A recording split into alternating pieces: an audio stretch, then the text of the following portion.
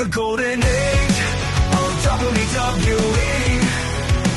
Larger than life of fantasy. Step in the ring, feel history. Welcome to the golden WWE.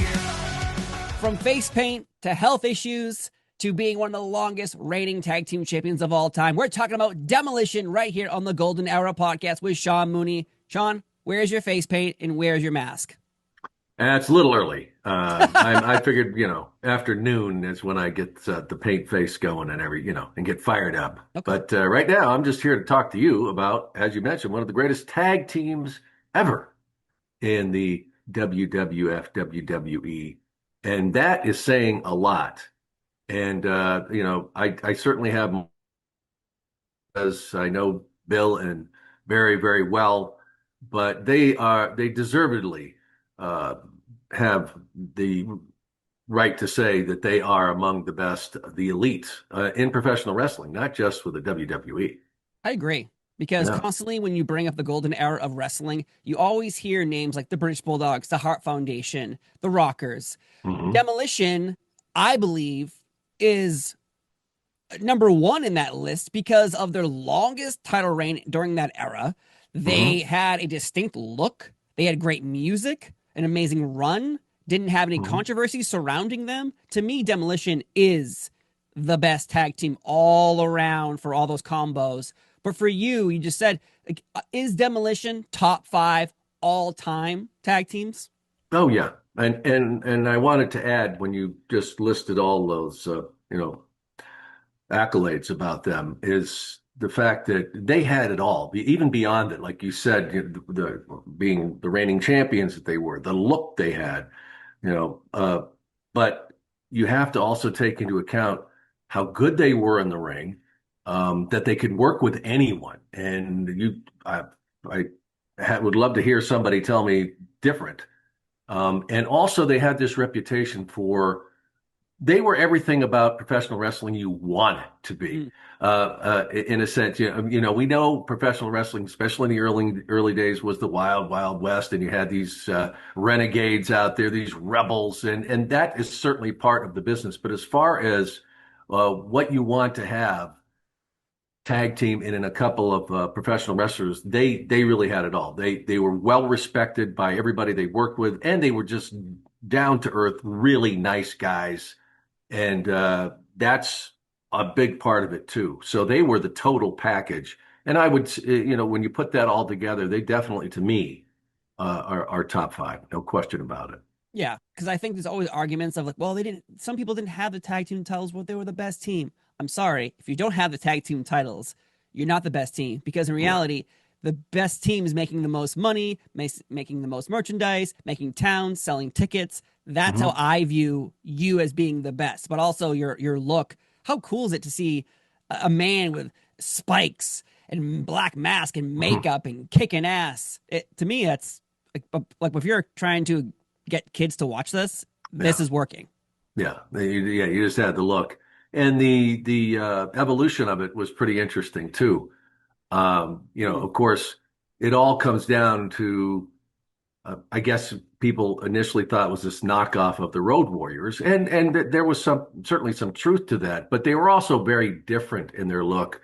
And when we'll get into how this all started, the original idea apparently came from Randy Collie, who was the innovator of this and wanted to be part of this tag team, as we're going to get into. But, the way Bill Eadie talks about it too, is that the origins of it were based on Mad Max movie that had come out, at that time. And they kind of mirrored that look. And, not just anybody could pull that off. And certainly Bill Eadie could, and Randy Collie was hoping that he was going to be the other equation to this, but it didn't work out that way. No, I'm glad you said that, because January 4th, 1987, you have the Demolition's debut, but it's Axe, the Axe we all know and love, in Smash, but not Smash. It's Randy. And Randy used to be known as Moondog Rex, and they would wear these tethered jeans with, they're not a real belt, a rope for a belt, weird wild hair, just caveman type look, chewing on bones. But yet, when they make the debut, he has the face paint on, he has the regular Smash gear on. Somehow, in Vince McMahon's eyes, people could recognize Randy as Moondog Rex, not connecting with this Smash character. He's replaced very quickly with Barry, which ends up being the Smash we all fell in love with. Before we get to the Barry's Smash, how do you think Randy felt? He has this idea for Demolition.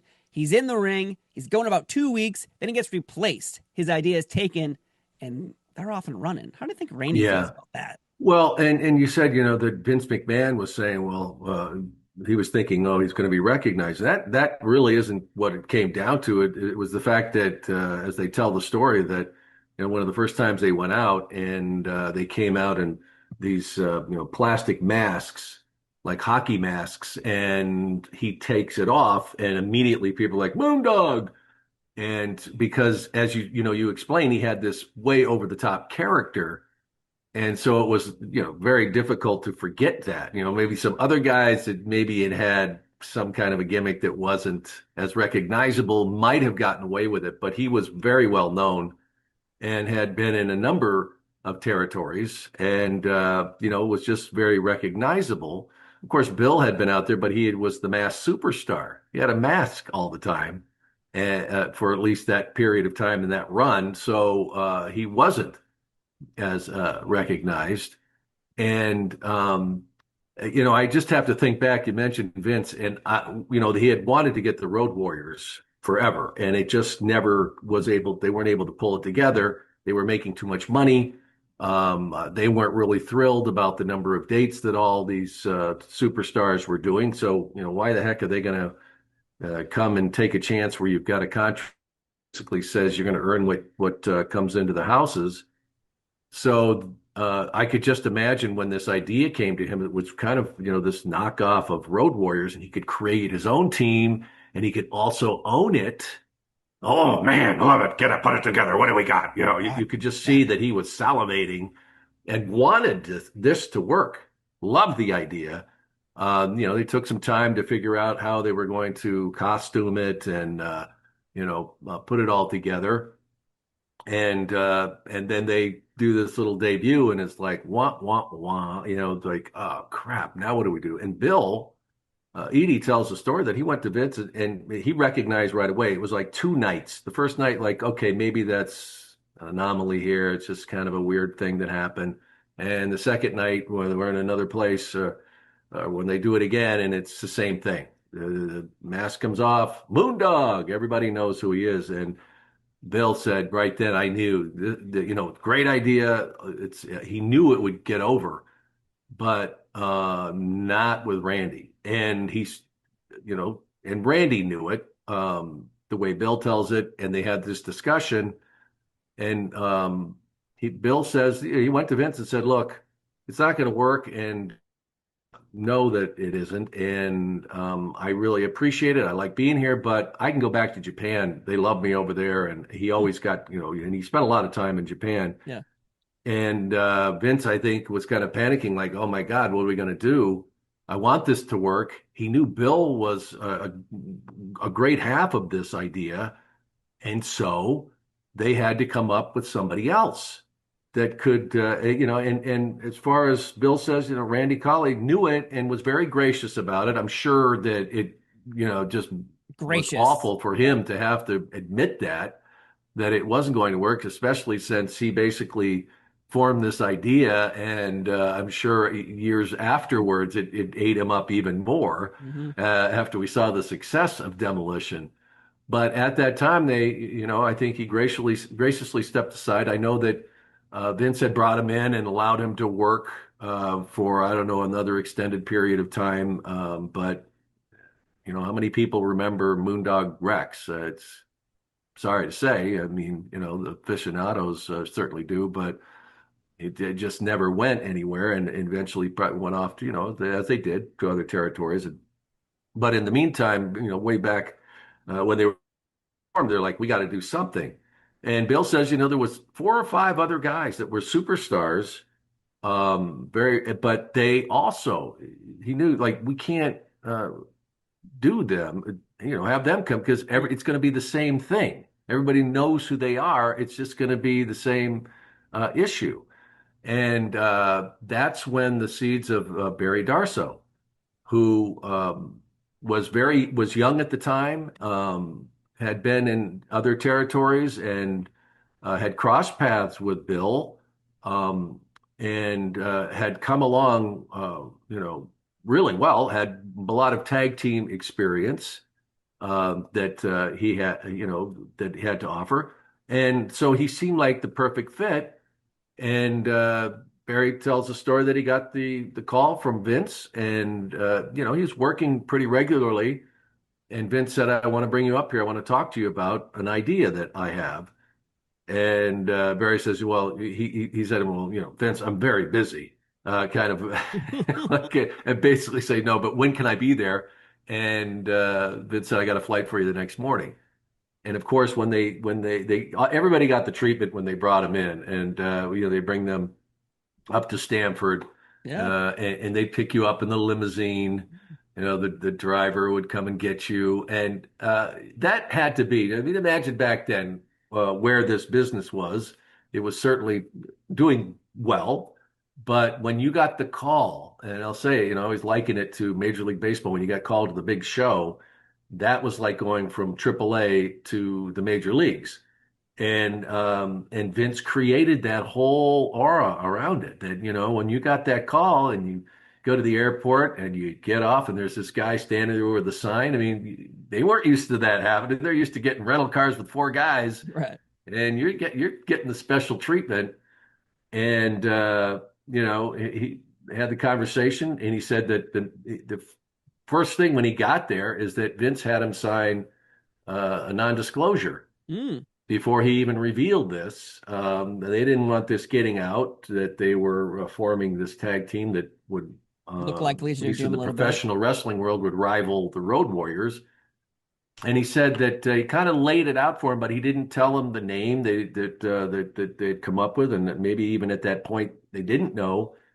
But he said to him, "Would you be interested in being a part of this?" Well, Barry just wanted to. He said, "I would have taken any gimmick," and I even told him, "I just want to work for you. I'm just glad to be here."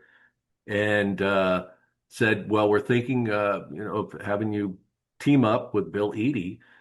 And Barry had a lot of respect for Bill, and Bill had a great reputation, and although they'd never worked together, but they knew each other.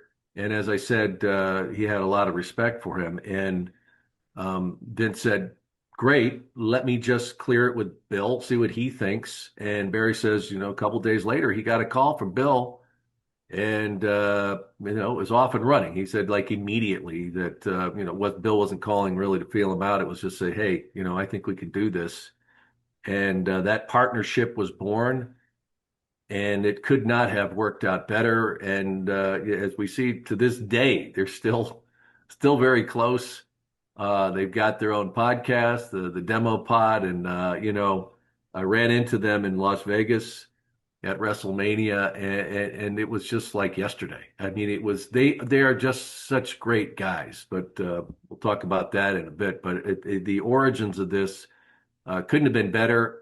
And as Barry says, really the second they were in the ring, he really knew that this was going to work, and he went in with the right attitude. Like I said, he had such great respect for Bill, and knew that he could learn a lot from him, as he had learned from his other mentors before that, and understood how it works. He says that a lot of the advice back then was, keep your ears open and your mouth shut. And he knew that he could learn a lot from Bill, and immediately made it clear to Bill, "Look, you're the captain of this team. I'm just here, and I am glad to be here, and I think it's going to be awesome." And it was. It Right from the beginning. It totally was, because January 4th, the debut, January 26th is when we shuffled the deck and now have our new smash, Barry, in play. Mm-hmm. And off to the races we go. And their look, we brought it up. They have face paint. Legion of Doom has face paint. That's great. They have these black masks. We've seen black masks over the years, but they have like little studs on them eventually as time will go on. The assless chaps. And That's I think you're going a little far with that, Steve. they were But assless. I'm not saying it's a bad look.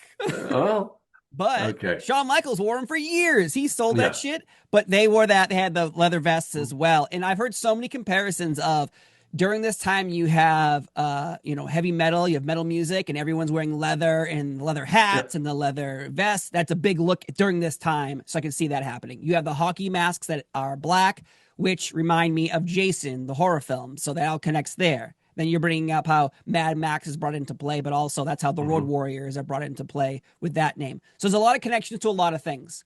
So there will be a discussion during this podcast about, the comparisons of Legion of Doom and Demolition. But when we're off to the races here, they have a manager. It's not Mr. Fuji yet. It's Luscious Johnny Valiant, who's more of like a, hey, daddy, and he's very used car dealership vibes I would get from him. Yeah. Why do you think he was brought in as the manager? Because we're in a territory where we always need bad guys to have managers, but also he, to me, is not the right fit for this powerhouse, scary looking team. No. And immediately, I think you realize that. Before we get into that, I just want to mention, you talk about the look that they had and the spikes and the mask and, everything. And we've seen that before where you've got everything. You got the look, you think you've got the talent, you've got, and for whatever reason, it doesn't work. This was not the case. This was lightning in a bottle. This was, two guys coming together at the perfect time and were a perfect match. And it's funny to think that, like, who came up with that idea? Did they not have someone else for Johnny to be a part of, or just like, well, he'll draw some attention to him. I don't know, but it was pretty clear, and they talk about that too. And they have nothing but good things to say about Luscious, but they said that it just didn't work, and his shtick was he had to draw attention to himself at ringside. So here he's doing, they're this intense, nasty, giant killers in there, and you got this guy prancing basically up around and look at me, and it's just no, this ain't happening. This ain't gonna work, and it didn't work for long. They figured it out pretty fast. Yeah, he sold his Demolition contract to Mr. Fuji in a storyline on television. So now Mr. Fuji is here. And they're presented in storyline as destructive machines. Here, here, daddy, have them. And Mr. Fuji, we know, is quite deceivious, as his nicknames would go. Though, when we head into their first pay-per-view with Demolition and Mr. Fuji, it's Survivor Series 1987. It's all of the tag teams that exist in the company in one giant match. There are so many people that the camera cannot see through the bodies because they're covering the area. Can you imagine how crazy that would drive Vince McMahon trying to all right, we're going to shoot the action. Well, we can't because every wrestler's blocking every camera angle. Yeah. And that's, as we saw the evolution of how those events would go. We should talk quickly here, though, about Mr. Fuji. I don't want to pass over he's him going to be talked about a lot here. more. Yeah. But as far as, pairing him up with those guys, and you needed a hated, nasty individual that's going to manage them. It can't be just some huckster. You needed somebody, as you mentioned, the deviousness that he had, and he fit the bill perfectly. But also, Barry talks about that how what a great fountain of information, of knowledge he was for them. Now remember, Barry's about 25 at this time. Bill has certainly been around, but when you get around somebody who is just a master heel and also just his experience, they talk about how much Mr. Fuji improved them, just in a sense because he could break down their matches, he knew how it worked, and they talk about those long car rides that they would have was the way it worked back then. driving between these cities, and there was a classroom. Even for somebody, a veteran like Bill, learned so much from Mr. Fuji. Now he was uh, personally, he was just a nasty A rotten individual. human being. Yeah, Is he that what lived you're it, gonna say? right? Yes. But as far as when it came down to business, uh, yeah, they were very fortunate that they crossed paths with Mr. Fuji and that he became much more than, the manager role, became a mentor in a lot of ways, especially for Barry. Yeah, I can only imagine though being told you're going to be hooked up with Mr. Fuji. You also have to Yeah. drive with him. You also have to stay with him, but you're also very aware that he is into ribs. So I imagine you're sleeping with one eye open for the rest of your life as long as Yeah. Mr. Fuji's in your hotel room. You said you didn't say it, I said it. He's a rotten human being. Did you ever get ribbed by Mr. Fuji? Oh no, I stayed very clear of Okay. Mr. Fuji. I was, as I was wizened up early on by Gorilla and Alfred, and I remember Alfred basically just saying, stay away from that man." Like it was just because, I was fresh meat. Yeah. So, and fortunately, as I've mentioned on occasion, I was lucky that I wasn't on the road all the time. Most Mm. of the time it was like every 3 weeks you go to TV. I wasn't out there like Gene had initially done, where he was basically traveling with those guys and doing those interviews every day. Mm. So I was very fortunate in that sense that I was in the protected circle in a sense. I was office, but yeah, that was one guy that was on the list of don't go near. It was it's like the child at the playground. Yes. Stay away from that man sitting over there on the bench. Yeah, he has no kids. He did not bring any kids here. That's right. I don't know what he's doing here. Oh yeah, That's because his ribs are legendary and evil. I mean, it went beyond. It wasn't funny. I mean, he would do some just awful things. the one that always So, pops up. I interviewed, I think Savio Vega, and I asked him about Fuji, and he brought up this one. It's out there, obviously, where mm, Fuji helped a drunk man get back to his room, but opened the window. So then went to his hotel room, climbed out his room, climbed over to this guy's room, through the window, took a crap on his chest, then went back out the window. And when the guy woke up, he was convinced that Mr. Fuji, did something to him. He's like, "You crapped on my pants. You crapped on my chest." He's like, "I was in my room. Your door's locked. I don't know how I would get in your oh, room." Like yeah, that's some messed up stuff, that's man. yeah, that's some sick stuff. Yeah. But But on the positive side yeah, on of Demolition, Mr. Survivor Series Fuji, yeah, 1987. he Yeah, he was a benefit, and they only have good things to say about him. that's good to hear.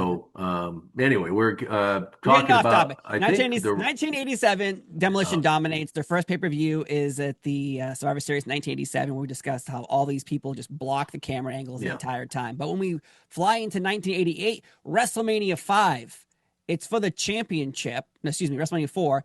It's for the tag team titles. It's Strikeforce versus Demolition. Mr. Fuji on the outside uses his cane. Boom. Demolition win their first tag team titles. Mhm. Now, after 1 year in the company, we're Yeah. already tag team champions. Like, clearly Vince McMahon is seeing something in this team if he's doing this right away. Oh God, yes. I mean, that's the telltale. If you're being vaulted to that level, and they certainly, it did not take them long to hit their stride.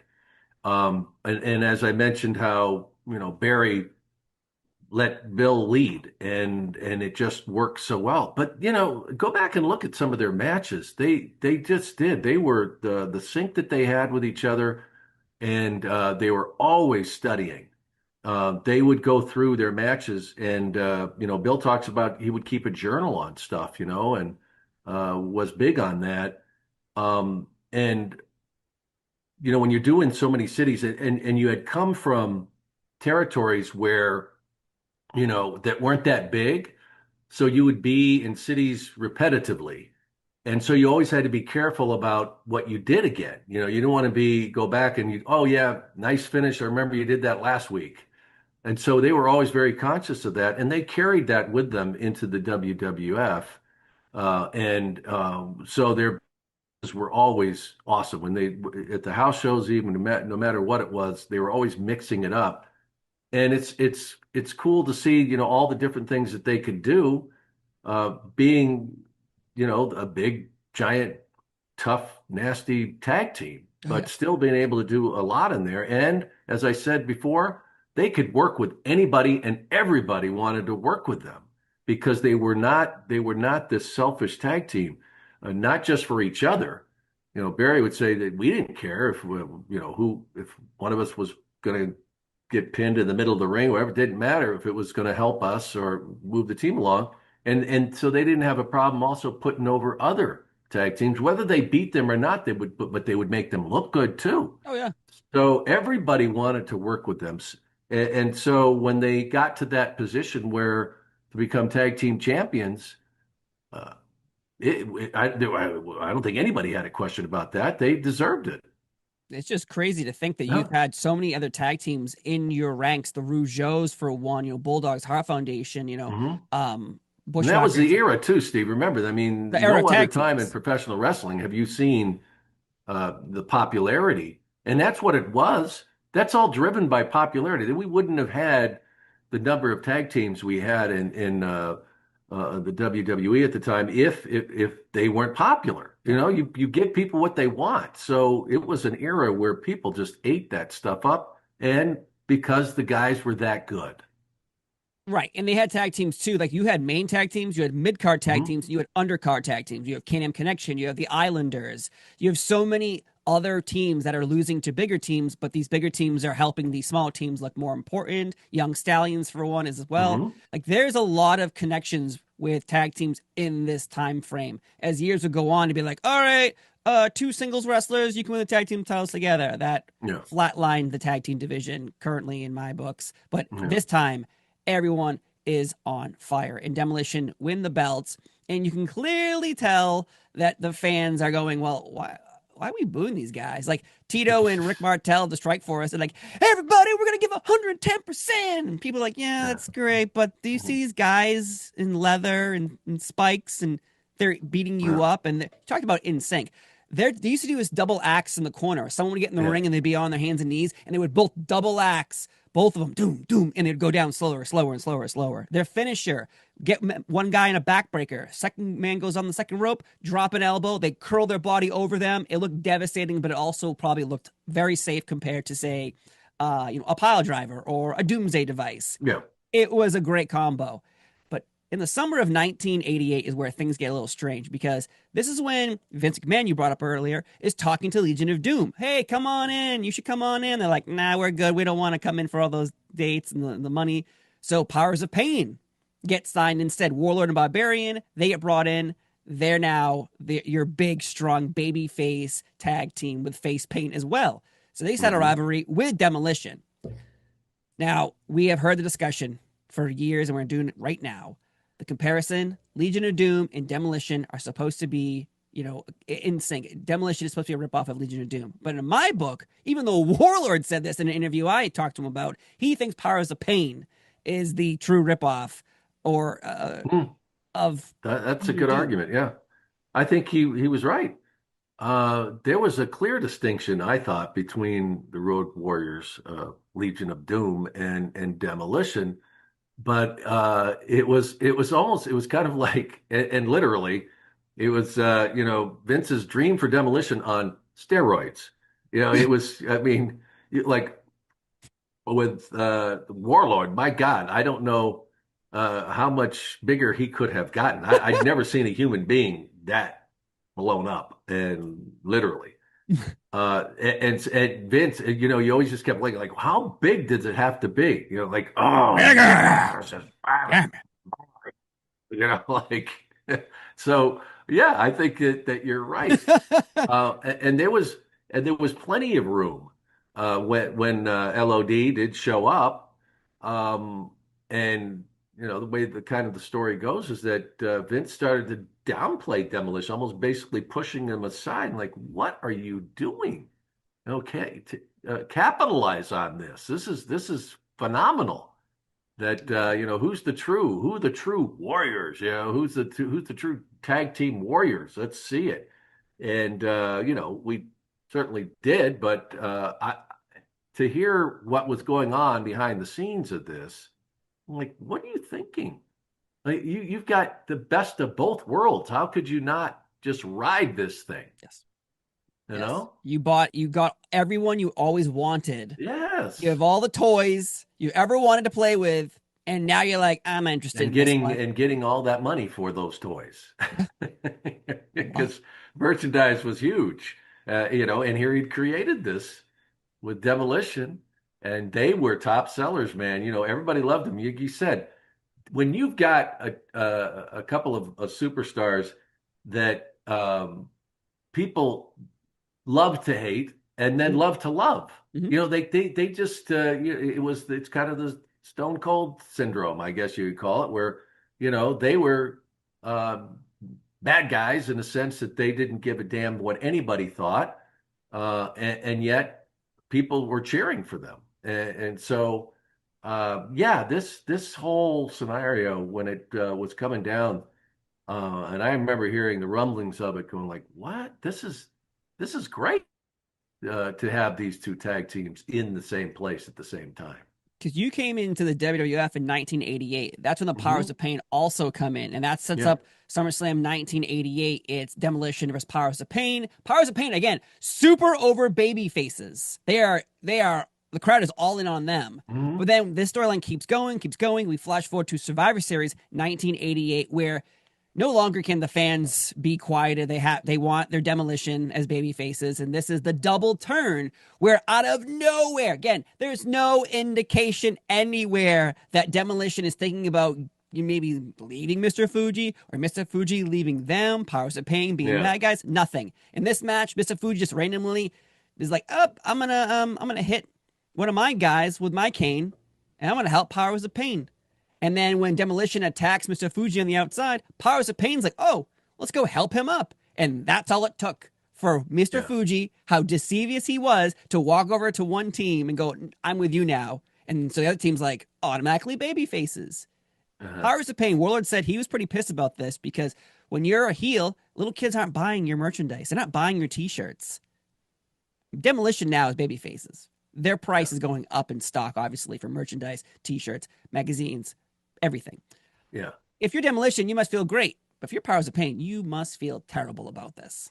Well, and a lot of that was organic, as you said. You've got people that were supposed to be a lot of times cheering for this other baby face tag team, and they're not. They're rooting for Demolition when they were supposed to be the heels. So when it gets organic like that, everything is reactionary. And, Pat Patterson and Vince McMahon and Bruce, they were very sensitive to see to how, and all the agents too. They just knew they've been around this business long enough that you feel a tide or you could, and when it happens night after night after night, and you're like, okay, yeah, well, now we got to do something about this. And this is a good thing. As you said, then the rest of it comes with it, and people are buying merchandise, and and you can do a lot more other things with them too. Yeah, I'm sure Warlord might have been upset about it, but sorry, if people felt the same way about you guys, you would have gotten that same push. Now, I agree with that, but at the same Yeah. time, like what And you couldn't do a lot with them, Barb and Barbarian and Warlord. I mean, uh, remember their promos? I do remember Yeah, their yeah, promos. painful, All right, painful. you make a Yeah. good point about the promo part. It's just shocking Well, in that my was a my big book. part of it, though, Steve. You had to I be know, able to and have to puns. sell, and we should talk about that too with Demolition. That they don't get enough credit about how good they were with their promos that they did, and I know Bill, he talks about it. How proud they were, how they liked the fact that they were a one take duo, and really from the beginning, they were always good, but they just got better and better.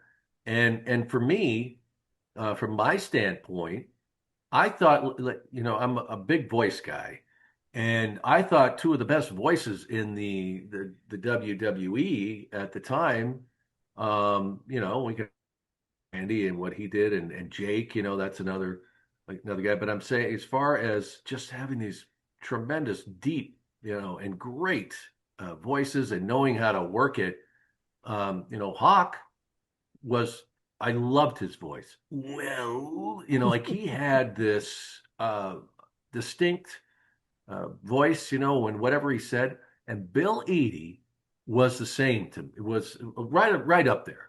I think Hawk is, my fave as far as that whole thing. Like his voiceover, he would have been a tremendous voiceover talent. But Bill Eadie was another one, and Bill is great, and the way he could project and use his voice. So, and their promos were fantastic, and Barry was very good too. And so they were very, very proud of that. And at the time, that was a big part of selling you. That was a big part of getting you over. And you had to be able to do that, and Demolition could. Uh, on the other side of that, with, sorry, Barbarian and Warlord, that just wasn't going to happen. So then you got to depend on a manager. And after a while, that gets a little tired. True. You can't just have them carry you the whole way. And Mr. Fuji's not you got to bring some weight. Mr. Fuji's not the most fluent. So when he's out there saying things, you're like, okay, well, how long? I'm not going to listen to you for 5 minutes. Yeah. I'll listen to it's you. Funny. It's funny you mentioned that with Mr. Fuji is that it was Demolition who kind of had to carry him in the promos. Like Fuji was never tremendous at that. I'm sure I'll get an argument. There's some people I know loved what Mr. Fuji did, but I'm just saying, as far as being a wordsmith and being able to do all that, Bill and Barry were really good and always ready. And you talk about it because you don't see how long it took. You could have this great promo. Well, maybe it took them a guy 7 or 8 times. No, man, they nailed it. They nailed it every time, and they took great pride in that. You're right about that. I'm so happy you said that because they don't really ever get brought up as top promos. It's always Jake the Snake, Macho Man, Ultimate Warrior being crazy, things of that nature. But Demolition, you're right, when they would speak, and it was always, this is the time of the kind of the puns. So their Demolition, their axe and smash. So like, we're gonna destroy you, we're gonna smash you, we're gonna do this to you. And, oh, all right, like okay, I'm in. They're gonna do some terrible shit to people. Yeah. They're gonna do some destruction. Yeah, here come, and again, their look and their music is part of this, because when you hear the music, dun, dun, dun, dun, you hear the music. Yeah. Here comes the axe. Here comes a smash.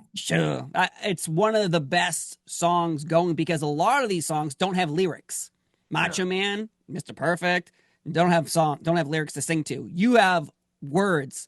And Jimmy Hart is part of making their amazing theme. And Jimmy Hart, I think in today's world, doesn't get a lot of credit because he created so many entrance songs, especially around this time. Yep. Jim Johnston is certainly the king of all that. Oh, yeah. But to a lot of people don't realize the talents of Jimmy Hart, that, he came up and was singing pop way back in the day, and I had a couple of chart songs that made the list. That people don't know about that but music was a big part of his life, and he did have some input and a few well-known theme songs, and that was one of them. And I always thought, that I wasn't a metal guy, but I thought that if that was put out on the the top Billboard charts or whatever, I think that thing would have done well. I think that people love that song, and even to this day you hear it, and I think even if you're just a metal fan, you're like, man, it's got a good bang to it, man. It really, it was an awesome entrance song. And smashing his red tongue is always a nice touch when they take their masks off and show their tongues. But during this time frame we're discussing, and when they won the Tag Team Championships, they hold the belt for 478 days. That record would stand until the New Day broke it with 483 days. Isn't that crazy? Can you imagine that over 2 decades of being the #1 longest reigning tag team in history? That's a feather in their cap. And also it really shows you that we're going to keep on with this tag team because they're making us money. So let's keep the belts on them. Mm-hmm. You think how proud they were of that? But the fact is, for a long time, the WWF and E would not acknowledge Demolition for many different reasons. But the fact that the fans always held on to, like, this is a record. You're the 3rd longest reigning tag team champion of all time in the WWE and WWF history. #1, Usos. They went 662 days. So in reality, you got Usos, New Day, Demolition. To me, that has got to feel good for both members of Demolition. Oh, God, yes. There's no question about it. And People have to look at it in this way, of course. And I've had this discussion with over the years. People now, there's always somebody who say, "Well, what did a belt mean to somebody? Well, so what was the big deal? It's all fake, and was it like I want to strangle you." Tell it to Mr. Uh, Perfect's lower back. no threat of violence there, folks. I'm just saying that the fact that they say stuff like that, and I'm just like, you don't get it. It is a mark in the career of a professional wrestler when you are given a strap and how it represents that organization that you're working for. And it's also this accumulation of the freaking, blood, sweat, and tears and the days and and when you get to that level and you're awarded that is it takes you to a level where okay, now you know where you are. Mm. And even just getting that recognition. Some guys, didn't certainly hold on to belts for very long, but they reach that pinnacle. They become part of this club that shows you the accomplishment of their profession. And then to be able to hold on to it because so many things are happening along the way. Mm-hmm. You got new guys coming in, they need pushes. You've got an old tag team that you're trying, that really can draw. Be able to hold on to a belt for a period of time and expend, especially at that length. And then that they'll have you drop it and then you get it back, and because that shows that they need you. You're still drawing. So all of that, when you get to that point in your career where you've got those straps on, that shows that you're among the best ever. And certainly, as we just said, you just mentioned there's three tag teams that that had those belts for that length of time. That is a tremendous accomplishment, especially for as long as they held that record. I mean, think about it. It's pretty amazing. Over 2 decades, Demolition held on to that record until the New Day did it. And yeah. I remember when the New Day were about to beat that record on television, there was some rumor online. People were really hoping Demolition would be coming out for an open challenge or something, just to be like, "No, you will not take back our streak. We will beat you tonight." It didn't happen, right. But yeah. It would have been a really cool moment for at least for me. I don't know if newer fans would even acknowledge it, but I love history and I love wrestling history, so that's just part of it, though. Yeah. Moving into 1989, though.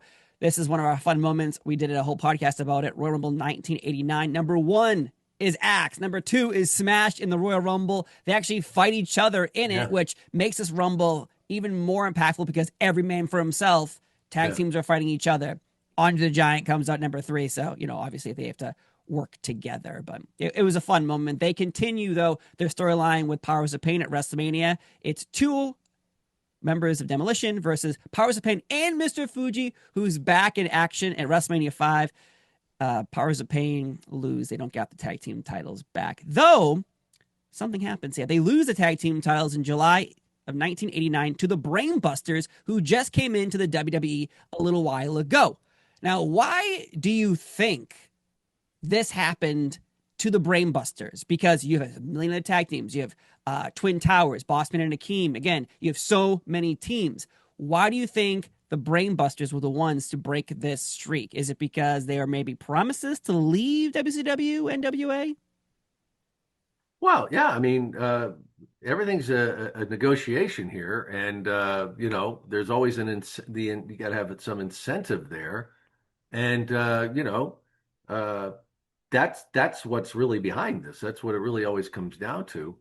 And to have those guys, that were this well-versed, great veteran team, of course, that's how it works. There's got to get a push. That's what it comes down to. Man, I'm not upset they won the tag team titles. I'm just more confused. Like, all right, you just came in. We're going to establish you right away. Because in July of 89, they come in with the tag team titles. November, Tully fails a drug test. He's out of the company. Yeah. But these are guys that, right there. They weren't some young green tag team unknown. Now, you think the WWF audience knew who they were? Well, it's kind of the Ric Flair idea. Yeah. Like I'm sure there were a lot of, you know, people who did know who they were, but at the same time, there are probably a lot, many that weren't. But as far as the company is thinking, these guys are really, established professional wrestlers. They've worked everywhere, and that's going to bring clout to when they come in. But in order to get them there, they got to make some promises here to incite them to come in. And the WWF is an opportunity to smack WCW and any other organization. So it's a feather in their cap to get them up there. And I remember thinking at the time too, I didn't know that much about them, Mm. but I absolutely knew who they were, and that they weren't these young bucks coming in a sense. So when they were going to come in, they were going to prove right away that what they could do in the ring. They've been very popular for years and years and years.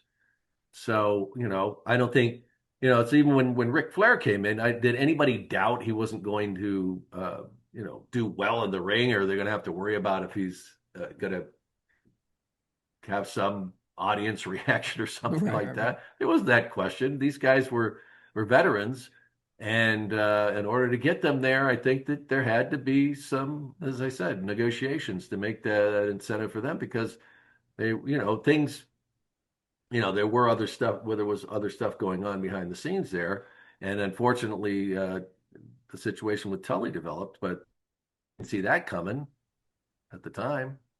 Yeah, you make a good point.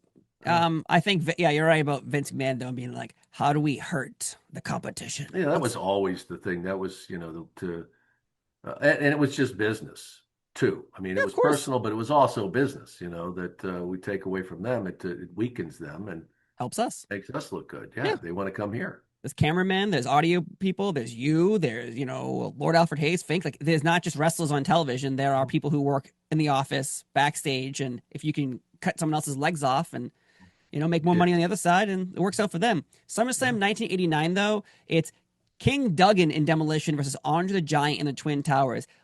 Hacksaw Jim Duggan wears USA inspired Demolition face paint on this. Yeah. And it is wonderful. You had an amazing podcast with Hacksaw Jim Duggan for a long time. Did he ever share you stories about this night? Because it's one of those things. They even made an action figure of Hacksaw Jim Duggan years later wearing the face paint like Yeah. Demolition. Oh, Jim loved it. And any chance that he was going to get a big push, he was going to seize it. But I think he loved the idea of, because, originally people don't realize, like, Hacksaw was just, he was Hacksaw Jim Duggan, and they kind of made him a bit of a comic book character. Uh, he was known as a badass when he worked down in Mid South down there, and all these other territories. Man, he was just he was a brawler, and he always said he was a brawler. So to work with a tag team like Demolition, which that's basically what they did, he loved it, and he was always, and Jim was always thinking of ways to, remember one time, which pay-per-view it was, when he had the 2x4, the flag, he had like 7 gimmicks he's I think carrying he's wearing out. a I crown. think He he had has the like crown. he has Yeah, yeah. bows on it. So yeah, Jim did whatever he needed to do, and was always thinking of new ways to get himself over, and that's why he lasted so long, and to this day, he can go to. That was one of the reasons it was tough for us to do a podcast together, because he was still doing events every single week. He was on the road, the Comic Cons. That's where he was able to cross over. It wasn't just wrestling or that type of shows. He was doing Comic Cons every week. If he Yeah. wanted to go to these, and the people don't know exactly what those are, but that's where you bring. It's like this just collection of entertainment, and it's has a lot to do with comics and comic characters and cartoons, and Jim would have a table and do really well at those. So, He still does you know, those too, which is crazy. He's I know. still active Yep, every weekend. He he's posts still on his out there. he posts online. I'm guessing someone else's of him on an airplane like every other weekend going Yep, somewhere else across the world. But yep. I loved his face paint here. I thought it was a great touch Yeah, to and just he teaming up loved with being this. Demolition. Yeah, he loved being able to, like, let's go in there, let's mix it up. He is an accessory. You're right. He has a Yeah, crown here, American flag, a 2x4, masks. Like he is, man, talk about yeah, a toy. Make that shit. They made it, but yeah. they didn't give all the No, it was this accessories. event. It was this event, right? That he Yeah, had all this. Yeah, SummerSlam 1989. You're right. It is. It's this event where he has every like, single thing yeah, you could think of. He Gimmick-Con. It needs to was hold the like, yeah, water, had everything. hold Yeah. this, hold that. Towards the end of 1989, Demolition get the tag team championships back from the Brainbusters, and then of course Tully Blanchard gets fired. They also Demolition team up with Hulk Hogan and Jake the Snake Roberts in an ultimate team against Zeus, the $1 Million Man, and Powers of Pain. So they're continuing their Powers of Pain storyline. Again, we talked about that long form 1989 Survivor Series. It was a great event throughout it, has crazy controversies. Check that out. Though the Colossus Connection, Andre the Giant and Haku beat Demolition for the tag team titles, and it airs in January of 1990. Mhm. Where why have Andre win a championship when in 1987 they were worried about his health, Mhm. wrestling Hulk Hogan in WrestleMania 3? Now he's a tag team champion? Yeah, well, maybe Andre wanted to be able to have that distinction. It was just so I know it random. took Like, some extra leather to get a belt that he could wear, but yeah, that's that. And I think a tip of the hat to him for his contribution to the WWE. Bill talks about, Bill and Andre were great friends. And that date went back to the early days when, you know, Bill was in a territory where Andre came in and he got, Andre had this reputation of, don't piss him off. And he liked to tip a few and you never knew what was going to happen in the ring, and he talks about how he went in there and um, I can't remember what he was drinking, cognac or something. Like he went through a period where he liked cognac and was a little tipsy in the ring. And Bill says that he was trying to put him up and kind of stumbled. And he said that, Bill said, I just put my arm on his shoulder and I did basically my own press mm, to help him on it. And like this was I think one of the first matches they ever had. And Andre, he said, "You remember I'm up there?" And Andre looks up and, "Thanks, boss." Like for doing that, helping him. And he said from that moment on, Andre always looked after him. And when he would come to towns, Andre would say, I want to be in the ring with him." And he said, which was great because Andre was a big headliner and would make a lot more money. And this wow. wasn't necessarily. This wasn't when he would. This is when he was able to do other territories. But anyway, so they had a history going back, and I don't remember the what was surrounding giving the belts to Andre and Haku, which was a Well, strange combination. I would But say it's because WrestleMania 6, his Demolition beats them again, Colossus yeah, Connection for the championships. Andre, he's upset with Bobby Heenan. He blames Bobby. Bobby blames Andre. Bobby slaps Andre, which sets up Andre finally becoming babyface once again, turning on the Heenan family and leaving. So maybe the whole point was let's get to Andre turning babyface, but how do we yeah. do it? Get the tag team titles involved. Maybe. Yeah. And I just do remember though being very happy for Andre to for them to give him a belt because he didn't need him. He didn't need to, he's one of those guys we've talked about before who didn't need a championship belt or a strap around his waist. Can you imagine Andre the Intercontinental Champion or something like that? Yes. But as we just talked about though, it's just that recognition of uh, your importance, your the level you've reached in the organization that you're with, And to become a champion is something they can never take away from you, and it's in the record books, and it's you see how important that is to everybody when you look back and they say, well, how many times was he a champion? They 6 times. Oh, when you're like, oh my God, but even to get it, one time, whatever, you become part of an elite group because not a lot of people get there. Well, I think Demolition also deserve a lot of credit here because think of Andre the Giant in storylines. Hulk Hogan, Jake the Snake, Ultimate Warrior, Mm-hmm. Demolition. Those Yeah. are your names of people who had major storylines with Andre the Giant during his last years in the WWE.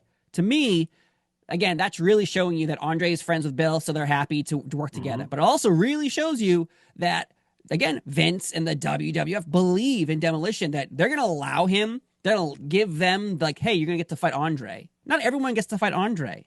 Yeah. It's pretty important, I think, to Well, them. and how often do you see that with a tag team? So yeah, it showed their importance, and as I said, it was always about business when it came down to it. As you say, Andre would have said, "Yeah, sure, well, Bill, boy, Bill, yeah, sure," but not necessarily. Vince isn't going to do something like that. He's not going to put somebody up there that he doesn't think deserve it and are going to get the reaction that he wants to see happen. Yeah. And they were that big and and that important to the company.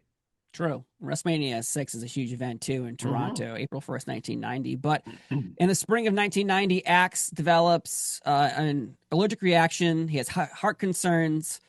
Yeah. He has big health issues. So Vince McMahon adds Bryan Adams' Crush into Demolition. And, according to the stories, and maybe you will know too, is Bill, he experienced serious allergic reactions to shellfish during his tours in Japan. And Ended so up in on the one hospital occasion, like he was sent to the anaphylactic. hospital. Yeah. Yes. Yeah. At one point, he was nearly killed, according to stories, on a table, and they saved him, thank God. But yeah, they brought in Crush to fill in the gaps where Axe no longer could compete as much as he wanted to. Do you just break the team up, or is Crush the solution to keeping Demolition going for a little bit longer? Well, I think that was the plan. They were hoping that would happen because, they really liked Bryan Adams. He was had the look. He was really green at that time. He's one of those guys that was just this, such a specimen. He was 6'6", I think. Good looking, good build. And they had done the whole thing trying to put him over, and it just wasn't happening. And I was thinking about this morning, Steve, that people talk about it. If you got it, and he did have it, but not the it factor, like the one that it's kind of the unexplained that you're almost there, but you just never because I said, he was green but then he got better and Bill and Barry talk about, he was very receptive, very respectful, wanted to learn and but for whatever reason, it just didn't work. And one of the things that Bill mentions is, that they, as I talked about, their promos, their promos were so good. Mm-hmm. And one take. They just had that down, and then they brought Bryan into this, and Bryan wasn't used to doing these kind of promos and wasn't very good at it. And so, you everybody had to say something, and they'd go through this thing, and then it'd get to his line, and he'd be like, "Oh," Bill, they would, and Barry would never, they'd say, no problem, whatever, But you could know they're thinking like, oh boy. And they're trying to help him, and then you're in these rooms, and it's not just you. There's two other guys waiting to do theirs, and Yeah. they get that pressure, and then it would get worse, and then he would screw up even more. And so I don't know if that was like visible in those promos that they did to people, that he just was like, here you got these guys are so smooth, and then you got this guy you could just tell is just not comfortable. And I think maybe that there was a little bit of that in the ring too.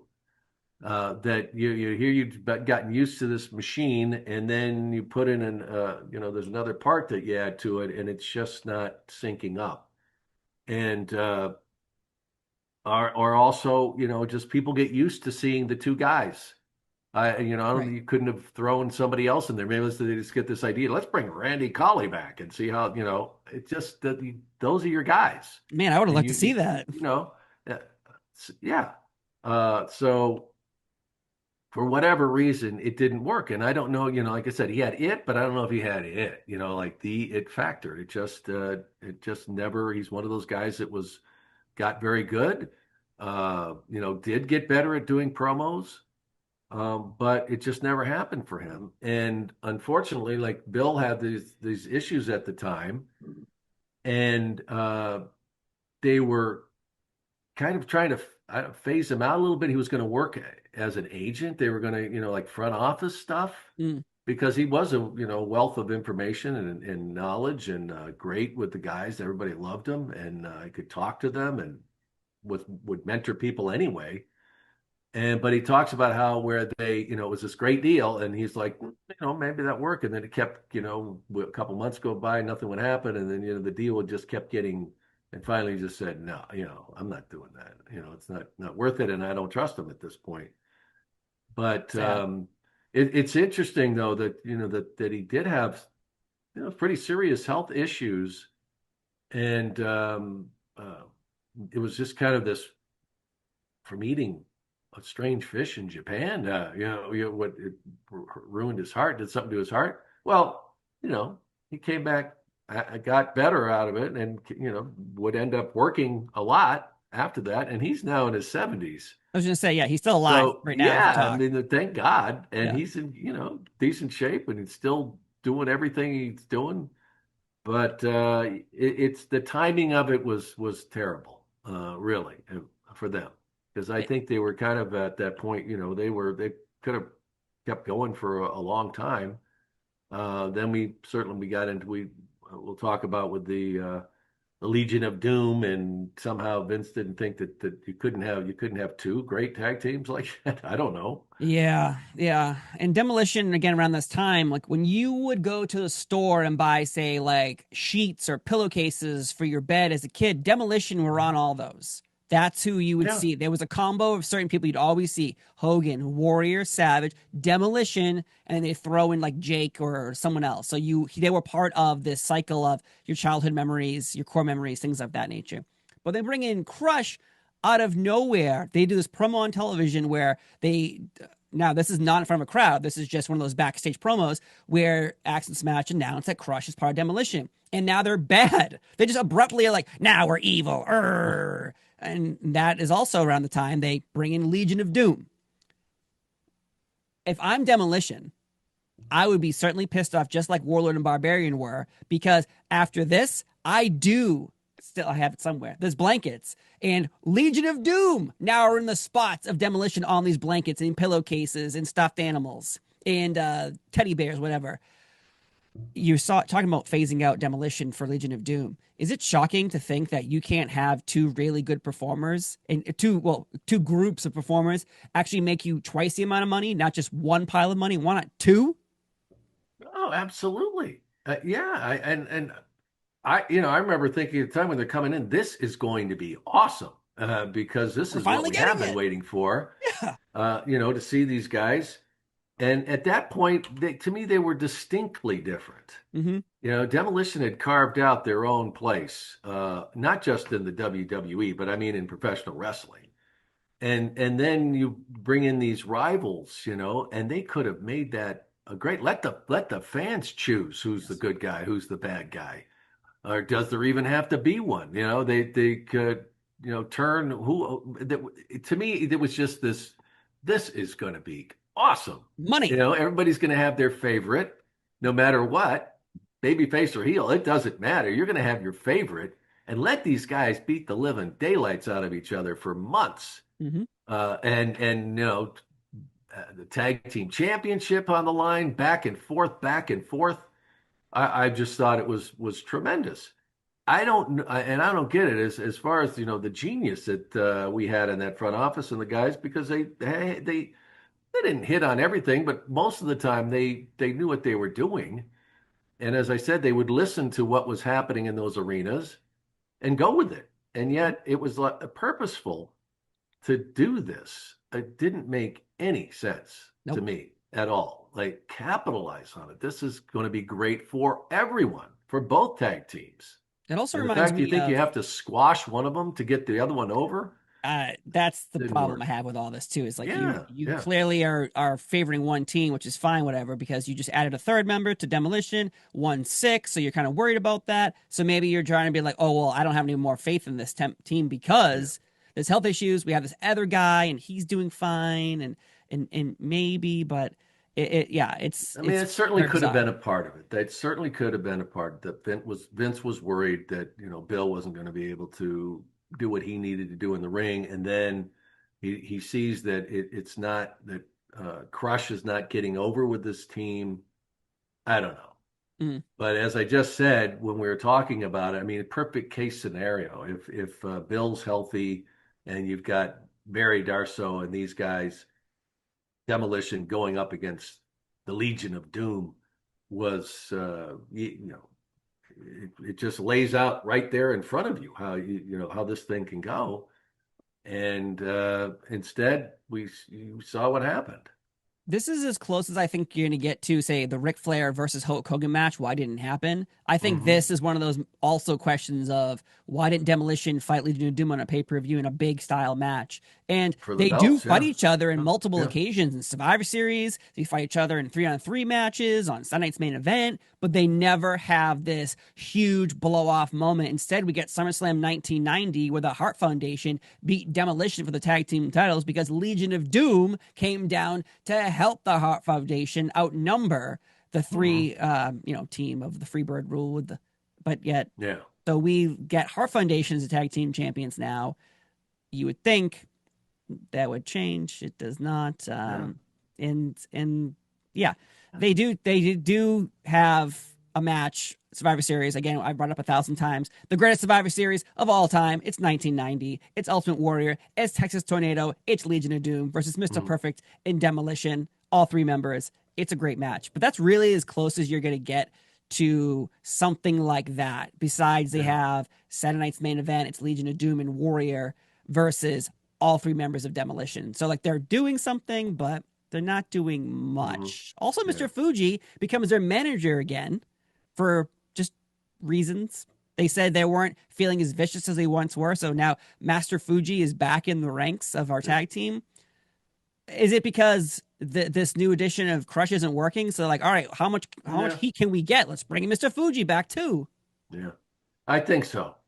And say in the perfect world, you know, everything would have been the way it should have been with Bill and Barry, no outsider coming in, and both of them are healthy, and then we get to see this great run. Um, but that wasn't the case, and all these other things are going on, and it's not happening with Crush, and yeah, and so they bring in Fuji to raise the intensity, I guess.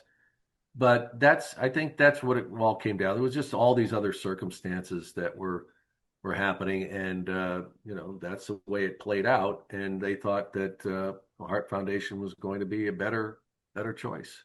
Well, Hart Foundation eventually loses to the Nasty Boys, who eventually Yeah, lose to Legion of Doom, the tag team championship. So eventually, it just all comes right around. Maybe Legion of Doom is following the same path as Demolition, where Demolition first came in, do a run for a year, yeah, then you get the and, belts. I guess it happened and with Legion of Doom.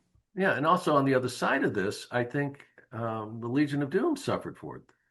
Oh, They yeah. they because it never really got to that point for them either. So I think that that LOD Demolition, if it would have gone down the way we would have liked to have seen it happen, I think it would have elevated both of them, and I think that LOD's run would have gone differently because you need that. Hulk had Ultimate Warrior, however you want to look at that, but he had somebody who could stand toe to toe with him. That they got a lot of mileage out of that. Mhm. That could have gone better, but at the same time, no, it did raise both of them. And you need that competition. It's like with anything else, the like the boxing, Ali needed Frazier. You need that someone to be that's worthy of standing before you. And Demolition was it to me for the Road Warriors, for LOD. I agree. And I think it hurt Joe and Mike as much as it did Demolition in the end. Yeah, Survivor Series 1990, Axe, that's his official last match in the WWF. He's phased out, and there is a sign years later in the crowd. It says, "Why did Axe's hair look so good at Survivor Series 1990?" Well, because he knew, I think, that it was going to be his last match in the WWF. Yeah. On TV, He didn't want to though, put the goo in. He didn't want to put the goo in. he looked great. He was very glittery. It was one of his it was kind of like, I'm off. Go Peace fuck out. yourselves. I look great, don't I think it was subtle, but there was a message there. He looked great. Yeah. He looked great. And he admits that. It's so funny, though. And it's great. On TV, Jack Tunney, for storyline reasons, explains why Axe is gone, because there can only be two members of Demolition. No more of this Freebird rule, sliding underneath the ring. So again, Jack Tunney, I salute you, sir, for stepping up with the authority, making sure that we, as fans, weren't going to be tricked by these devious Demolitions. Yeah. So I'm just saying. And then it's over for Demolition. WrestleMania 7, Crush and Smash lose to Tenryu and Kato, and it's gone. It's done. It's over. It's President Tunney was as big as Noriega. I heard that from Bobby Heenan. It's a direct quote. I'm sorry, I digress. I heard that's Couldn't true. resist. But WrestleMania 7 is the end of Demolition in the WWE. It's sad because eventually you do get Repo Man smashes, repackages Repo Man. Axe is gone, and Crush becomes. He's still Crush, but now in promos in 1992, he's telling me that he's from Hawaii and he loves Hawaii. And that's all he tells me over and over and over again, how much he loves Hawaii. Brudda. Crush does fight Repo Man in a one-on-one match, so it's kind of like a little mini Demolition reunion, but that is the end. Axe goes on to the Indies trying to kind of use the Demolition gimmick. And, you can't do that, unfortunately, in this world when someone owns your IP. And that's the end of Demolition in the WWE. Well, and also it didn't work it wasn't going to work any other way. It's LOD, the Road Warriors did the same thing, but without, Joe and Mike together, they weren't the same. True. Mike went off and did stuff in Japan and teamed up with people and they did the kind of warrior gimmick, whatever. But yeah, some guy, it makes sense once you become that established and you're that good together. Nothing really fills that hole anymore, and that was the case with Demolition. It had to be Bill and Barry. I know it sucks that Shellfish, just a freak accident leads to one of the greatest tag teams having to switch things up, which means turning heel, getting Mr. Fuji back, adding a new member. That's a lot of shit to change. And imagine your favorite band removing members of your favorite band and adding new ones. And it's the same. Don't worry. Still enjoy it. No, it's not the same. That's a good analogy. To some great band, and then they bring in some new lead singer, and it's just not the same. No. So it wasn't going to. And it led. It's unfortunate. That choice of a meal ended up leading to the demise of Demolition. That's why I'll never eat shellfish. Yeah. In Japan. Yeah. Don't talk to me about when I go to restaurants locally. If you eat this, there's a 50-50 chance that if they don't prepare it right, you'll die at the table. I think they have dishes over there that, Yeah. I will have the pork chops instead. Just to make sure that I will not die. Maybe I will, maybe I won't. But no, it really sucks. I'm kidding. I know. I that's why I love Demolition. But I think they're one of the greatest teams of all time. Again, their look, their music, Axe and his tongue and his red tongue, their finisher, the package. It's such a perfect package and such a perfect time for the golden era to have that team. And I'm glad we finally kind of clarified here that Demolition are not a ripoff of Legion of Doom. They're just kind of a different version of something that Vince McMahon wanted, but he couldn't have. So he didn't create it. Someone else created Demolition. Okay, folks? Yeah. So calm down. Warlord admits it's probably Powers of Pain that were the ripoff, not Demolition. And who didn't wear makeup and tassels in the 80s? Yeah. Or masks and Let's not makeup. forget Kiss. Okay. Yeah. Okay. Come on. Exactly. Come on, folks. And those assless chaps Shawn Michaels stole from Demolition. I wonder how if sales in assless chaps went up. In 1987 and 1988, you bet your ass they did. All those little kids going to school in their leather vests and their masks. Little Johnny wore something to school today.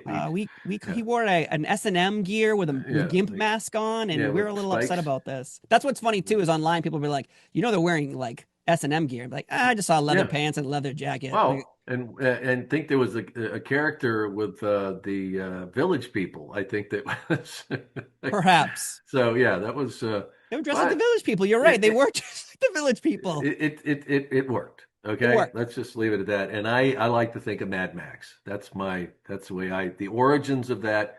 And initially it was. We should say, we're not saying it wasn't supposed to be kind of a ripoff or a knockoff of the Road Warriors.